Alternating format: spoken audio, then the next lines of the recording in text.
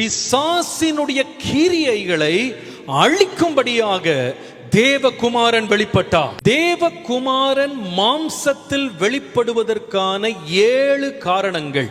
முதலாவது, தீர்க்க தரிசனங்களை நிறைவேற்றும்படியாக தேவகுமாரன் வெளிப்பட்டார். இரண்டாவது, பிதாவாகிய தேவனை நமக்கு வெளிப்படுத்தும்படியாக, நம்முடைய பாவங்களை தம்முடைய சரீரத்திலே சுமக்கும்படியாக இயேசு இந்த உலகத்தில் வெளிப்பட்டார். நான்காவது, தம்முடைய இரத்தத்தை நம்முடைய பாவத்தின் விமோசனத்திற்காக, பாவத்தின் சுத்திகரிப்புக்காக இயேசு சிந்தும்படியாக மாம்சத்தில் வெளிப்பட்டார். நியாய பிரமாணத்தில் சொல்லப்பட்ட அத்தனை நிபந்தனைகளையும் நிறைவேற்றும்படியாக இயேசு மனிதனாக அவதரித்தார். ஆறாவது, நாம் பின்பற்றி நடக்கும்படியான ஒரு மாதிரியாக வாழும்படி இயேசு இந்த உலகத்தில் மனிதனாக வந்தார். ஏழாவது காரணம், the seventh reason, அதை தான் நாம் இன்றைக்கு தியானிக்க போகிறோம். we are going to meditate that today.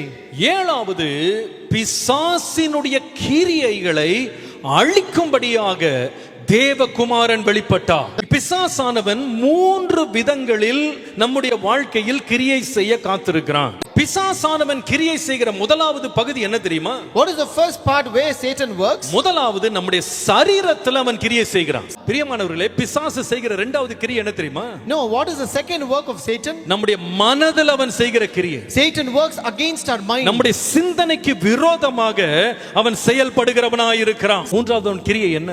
What is the third work? நம்முடைய ஆத்துமாவுக்கு விரோதமாய் கிரியை செய்கிறவன் பிசாசு. அதுதான் அவனுடைய நோக்கம். That is his target. ஆனால் But இப்படிப்பட்டவனுடைய கிரியையை அழிக்க இயேசு வந்தார்.